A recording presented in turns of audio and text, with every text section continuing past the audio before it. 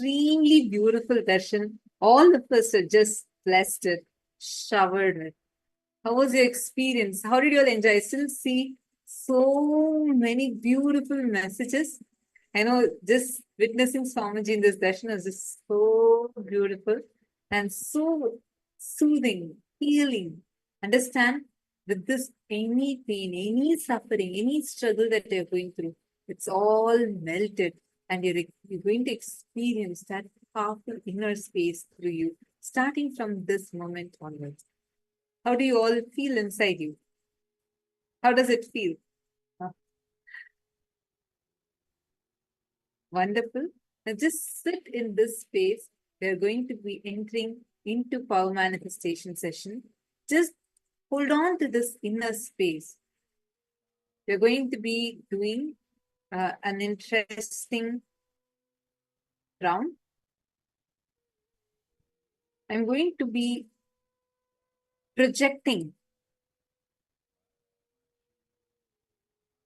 an image for all of you, and you're going to be identifying the use of this plant. What is this plant useful for? And what is the exact medicinal property of each of these images? Are all of you ready? This is going to be the power. It's called as the Aushadha Darshanam. Let us now enter into this power manifestation. Do not talk. Do not just go into anything else. Just sit in the same powerful space. You've been blessed, showered by Swamiji, and just sit in that space. That's more than enough. We're going to see how the power manifestation happens through you, right? Okay, ready? 3, 2, 1. Whatever Swamiji is showing to you in your third eye, start posting it here. Om Nityananda Paramashivam. Om Nityananda Paramashivam. Om Nityananda Paramashivam. Om Nityananda Paramashivam. Om Nityananda Paramashivam. Om Nityananda Paramashivam. Om Nityananda Paramashivam. Om Nityananda Paramashivam. Om Nityananda Paramashivam. Om Nityananda Paramashivam. Om Nityananda Paramashivam. Om Nityananda Paramashivam. Om Nityananda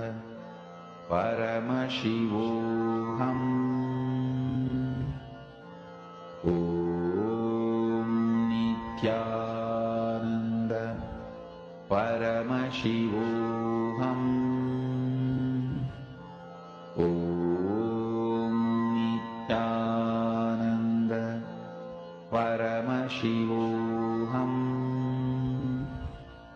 Om Nityananda Paramashivam. Om Nityananda Paramashivam. Om Nityananda Paramashivam.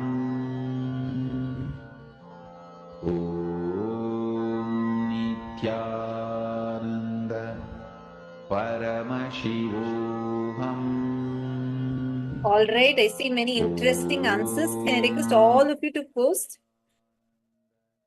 I request everyone to please post whatever Swamiji is showing to you in your third eye, whatever image you're able to see, or you're able to see a particular part of you, like you may be able to feel it, or you're getting some word, whatever, start posting it here.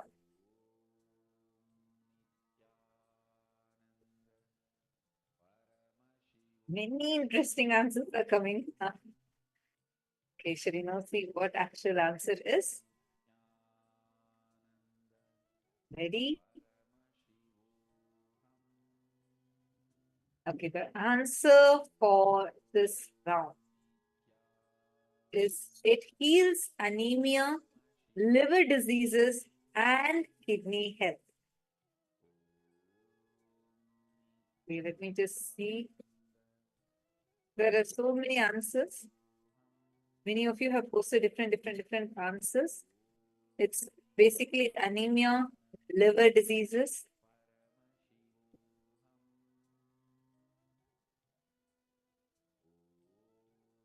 Many of you have seen it as most of the answers that I'm seeing are respiratory related. All right. Shall we do one more round? Okay, one more round. Now, Durjati has posted she loved the earrings of Swamiji and the outfit. It was very royal. Absolutely. This is too beautiful and so sweet to just witness this darshan that we all just enjoyed today. Like so majestic and royal. Okay, one more round.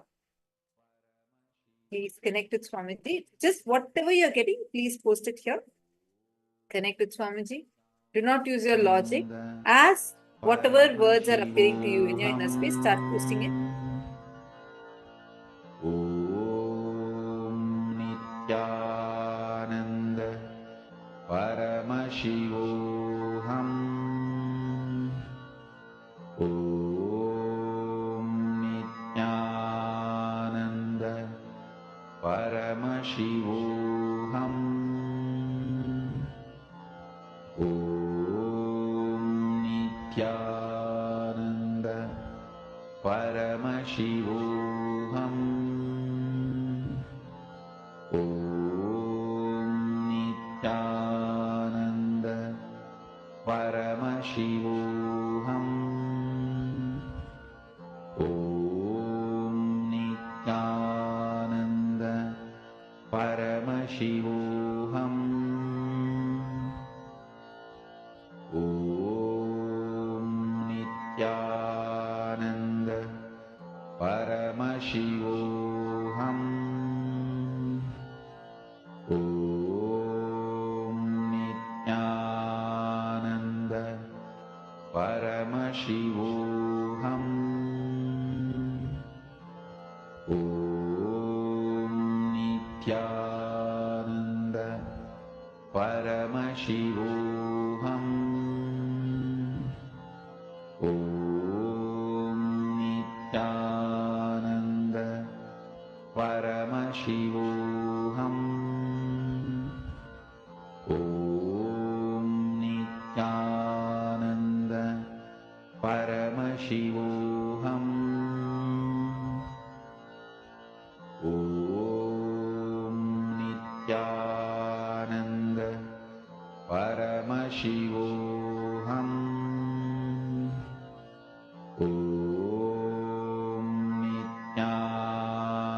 Om Nityananda Paramashivoham.